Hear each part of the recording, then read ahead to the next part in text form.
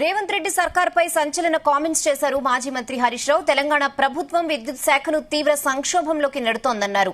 గృహజ్యోతి పథకంలో గందరగోళం ఏర్పడిందన్నారు. అలాగే రేవంత్ ప్రభుత్వం తీసుకొచ్చిన హైడ్రా అనాలోచిత నిర్ణయమని కామెంట్స్ చేశారు. తాజాగా మీడియా చిట్చాట్లో ఈ వ్యాఖ్యలు చేశారు హరీష్ రావు.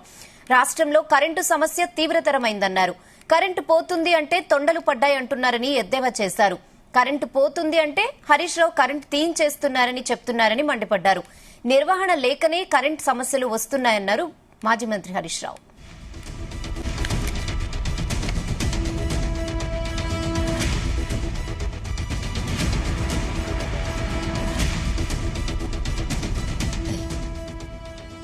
ఇదే విషయంపై మరిన్ని అప్డేట్స్ మా బ్యూరో చీఫ్ నరేందర్ అందిస్తారు. నరేందర్, రైట్ రేనా కాసేపు క్రితమే హరీష్ రావు సంచలన వ్యాఖ్యలు చేశారు.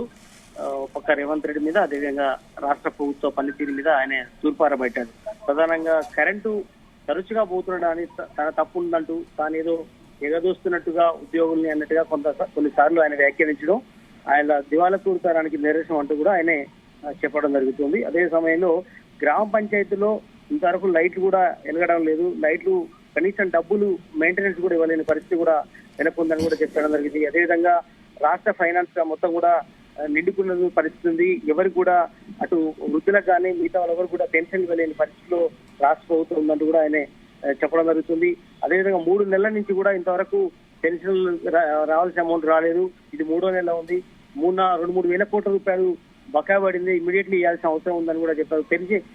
పెంచుతామని చెప్పినటువంటి పెన్షన్ కూడా పెరగలేదు. అదేవిధంగా తులం బంగారం సంగతి ఇవ్వడానికి ఉన్న వాళ్ళకు కూడా కళ్యాణ లక్ష్మి కింద ఇంతవరకు చెక్కులు రాక కాలరే కూడా ఆయన హరీష్ రావు సందర్భంగా తన చిట్చాట్ లో పెరగడం జరిగింది. అదేవిధంగా గురుకుల పాఠశాలలో పనిచేస్తున్న వర్కర్స్ కి 8 నెలలుగా జీతాలు లేవు.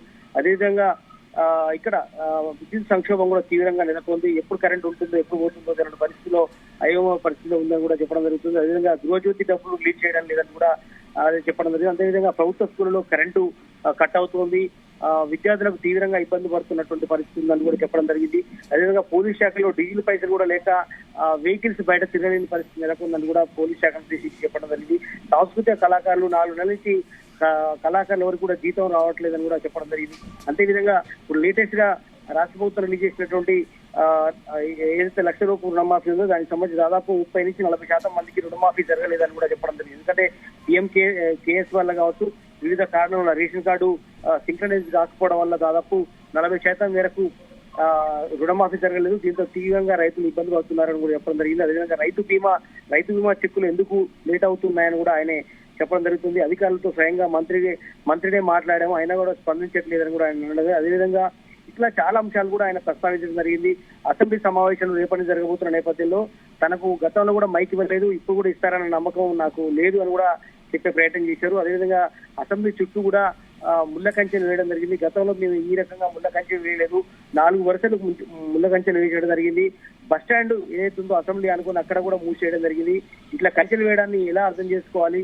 నిరసనలు విద్యార్థుల మీద లాఠీలు విరుగుతున్నటువంటి పరిస్థితిలో ప్రభుత్వం ఎందుకు స్పందించట్లేదని కూడా ఆయన చెప్పడం జరిగింది. అంతేవిధంగా ఆరోగ్య శాఖకు సంబంధించి కూడా హైదరాబాద్ లో అందుబాటులో ఉండాల్సిన డాక్టర్లను జిల్లాలకు పంపిస్తున్నారు. ఇక్కడ మొత్తం వైద్యం మొత్తం కుంటుపడినటువంటి పరిస్థితి మనం చూస్తున్నాం. 2000 పడకల గాంధీ ఆసుపత్రి మెయింటైన్ చేసిన రాజారావుని యాదాద్రి 100 పడకల ఆసుపత్రికి పంపించడం ఎంతవరకు కరెక్ట్ అంటూ కూడా సూపరింటెండెంట్ ఉద్దేశించి ఆయన చెప్పడం జరిగింది. ఇట్లా చాలా అంశాల మీద సీనియర్ మంత్రిగా గతంలో పనిచేసినటువంటి బీఆర్ఎస్ ఎమ్మెల్యే ఆయన వ్యాఖ్యలు చేయడం జరిగింది. ఏదైనప్పుడు కూడా రాష్ట్రంలో పరిస్థితి చాలా అగమ్య గోచరంగా మారింది. రైతులు కావచ్చు, విద్యార్థులు కావచ్చు, నిరుద్యోగులు కావచ్చు, అందరికీ కూడా నష్టం జరిగే విధంగా రాష్ట్ర ప్రభుత్వం అవలంబిస్తుంది, ముద్దు నిద్ర పోతుందని కూడా ఆయనే వ్యాఖ్యలు చేయడం జరిగింది. ఏదైనా కూడా మార్చి కంటే ముందు ఫైనాన్స్ కమిషన్ నుండి 500 కోట్లు రావాల్సింది, అవి 3 నెలలైనా రావట్లేదని కూడా ఆయన చెప్పడం జరిగింది. ఇట్లా చాలా అంశాల మీద ప్రధానంగా హరీష్ రావు రేవంత్ రెడ్డి ఉద్దేశించి అదేవిధంగా రాష్ట్ర ప్రభుత్వ పనితీరు మీద ఆయన ఎండగట్టినటువంటి పరిస్థితి మనం చూస్తున్నాం. నరేందర్, హరీష్ చేసిన ఈ వ్యాఖ్యలపై కాంగ్రెస్ నేతలు ఏమైనా స్పందించారా? ఖచ్చితంగా ఈ సాయంత్రంలోగా ఖచ్చితంగా స్పందించే అవకాశం ఉంది. గతంలో చాలా సార్లు హరీష్ రావు మాట్లాడడం జరిగింది. మొన్న నిరుద్యోగుల సమస్యల మీద కానీ, అదేవిధంగా మొన్న డిఎస్సి ఇష్యూలో కానీ, లేదంటే అన్ని చాలా అంశాల మీద ఆయన మాట్లాడుతూ వస్తున్నారు. రైతుల రుణమాఫీ విషయంలో కూడా మొన్న మాట్లాడిన సందర్భంలో కూడా ఇప్పటికే రేవంత్ రెడ్డి సర్కార్ సంబంధించినటువంటి పెద్దలందరూ కూడా మాట్లాడడం జరిగింది. ఎందుకంటే మేము 100కు 90-95% మందికి ఆల్రెడీ రుణమాఫీ లాంటి జరిగింది. కావాలనే బీఆర్ఎస్ పార్టీ ఇష్టానుసారంగా మాట్లాడుతుందని కూడా గతంలో కూడా స్పందించడం జరిగింది. ఈ వ్యాఖ్యల మీద కూడా ఖచ్చితంగా సాయంత్రం లోపు పలువురు కాంగ్రెస్ ఎమ్మెల్యేలు మాట్లాడే అవకాశం అయితే కనిపిస్తుంది. ఇప్పటికే గాంధీ భవన్ నుంచి కొంతమంది మాట్లాడుతున్న సందర్భం మనం చూస్తున్నాం. అదేవిధంగా సీఎంపీ కూడా కొంతమంది ఎమ్మెల్యేలు వచ్చారు, వాళ్ళు కూడా మాట్లాడే అవకాశం ఉంది.